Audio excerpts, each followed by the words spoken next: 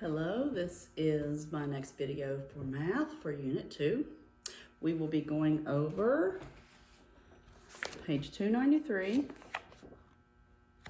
and we won't be going over this so much as I'm just combining it, 295 and 296. Notice the back is optional. You do not have to color the picture. You do have to answer these questions up here though, but nope, you don't have to color the picture unless you just want to. This is mainly review, so I'm not going to be teaching anything new on this. So just be able to do that. And don't forget to do your speed drill if you haven't finished it already. All right, let's look on this page because I know. Roman numerals, you've probably forgotten. Here's the chart if you need help with it. Remember the rules for Roman numerals, and also this section. So get this paper out and let's look at this section. We're going to do it together because this is always so hard for some of you because it is a hard concept. So get your paper, look at that. I have my clock, and the clock on your paper is set for this. We have to look at the hour hand first. Remember, hour and minute. Hour is a shorter word, and it will always be the shorter arm or hand on the clock. And then minute is the longer word, and it will be the longer hand. Now, the hour hand is between the 9 and the 10. It's already been 9 o'clock, but hasn't made it to 10 o'clock yet. No, so what is our hour going to be? It is going to be 9. So let me put that up on the board. Under your first clock,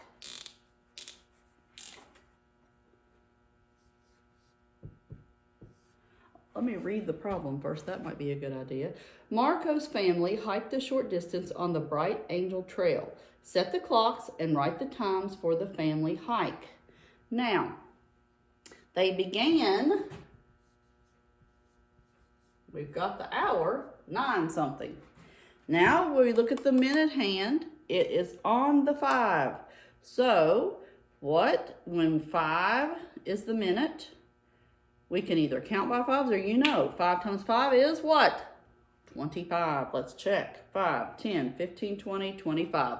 So they began their hike at 9:25. So underneath the first clock, you would put 9:25.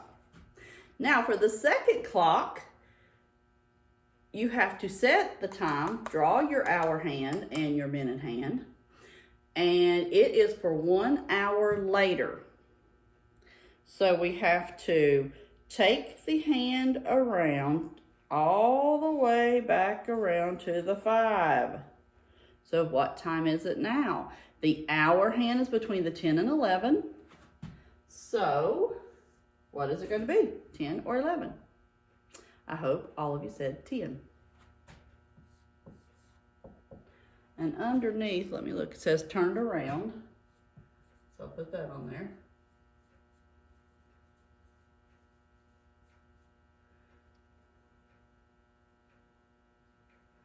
And you also have to put your hands on your clock. Don't forget to do that. At 10, what? 25. Now the last part is in 1.5 hours they finished. So we have to do 1 hour again. But then it says 1.5, so we got to count 30. 5, 10, 15, 20, 25, 30. So it is almost to the 12, but not quite. So what is our hour hand going to be? This is the finished one. Let me go ahead and write finished on there. Don't forget to do your clock, arms, minute, and hour on your paper. If you don't, I will count it wrong, so be sure you do it. I'm giving you the answer. Okay, now, so we have to do, it's between the 10, the 11, and the 12. It's almost to the 12, but not quite. So we make it the hour, what, 11 or 12? I hope you said 11. Now, the minute hand is on the 11. What is 11 times 5? I hope you said 55, but we'll count and check. 5, 10, 15, 20, 25, 30, 35, 40, 45, 50, 55. Ding, ding, ding. And that is how you do these. Now, if you have any more problems on math papers like this, I'm not going to this extent to explain it to you. Use your brain. If you need a clock, draw it out and move the hands. All right, now let's look at what else we have to do.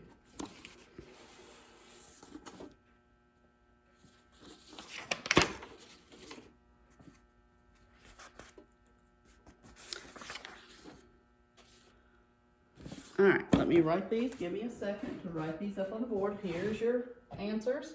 Remember, don't forget to set your clock hands. We're going to be doing some more estimating. One more. And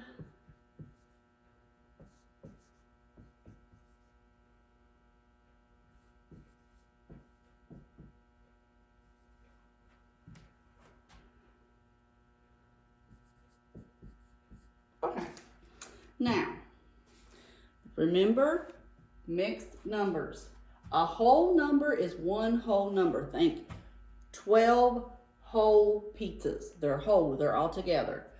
If it's a whole number and a fraction, that means it's just part. 3½ pizzas would be 3 whole pizzas and then a half. So that would be mixed. It's a whole number with a fraction, so it's a mixed number. This is just a whole number. This is just a fraction. So is it mixed numbers? No, they're not mixed up. This one is 13 2/3, and then this one's just a fraction.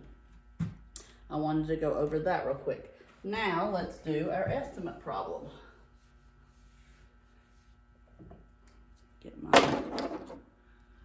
We have to estimate 43 plus 16, 43 plus 16. We do, is 40 between closer to 40? Is 43 closer to 40 or 50? Look at the 3.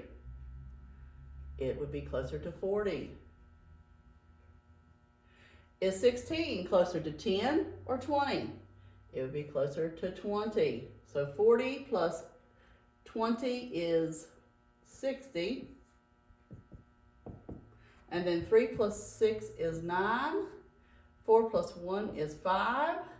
Look at it. Is it between 50 or 60? Obviously, it's closest to 60, so the estimate would be 60. Okay, now we're going to do something a little different. Let me find my paper. I've gotten lost. Oh, here it is. Okay. We are going to talk about 3 as a factor. So let me put that up here. 3 as a factor. And we all know, we've all learned, you might have forgotten, but factor means multiply. The 3 is going to be a number that you multiply. Okay, Dad, Mom, Marco, and Sophia each bought 3 postcards at the Grand Canyon gift shop. How many postcards did they buy altogether? Now we can make this into addition family. How many people are there? So Dad bought 3, Mom bought 3, Marco bought 3, and Sophia bought 3. We can add this whole big long problem up. 3 plus 3 is 6, plus 3 is 9, plus 3 is 12. An easier way to do this is, instead of adding so many 3s, multiplying. What is the multiplication sentence that shows how many groups of 3? 1, 2, 3, 4. Times, how many's in each group? 3 equals 12. Same thing.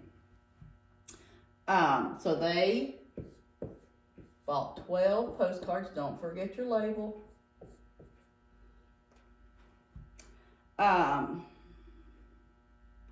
So this is how you do the 3s. You have to have them each in a group of 3s. And how many groups do you have for multiplying the 3s? And let me find the poster for the 3 multiplication. Give me just a second. I've got it here if I can find it quickly. Probably won't be able to find it quickly because you all know that I don't find things quickly. Usually you all have to help me, don't you? And you're not here to help me. So, here it is.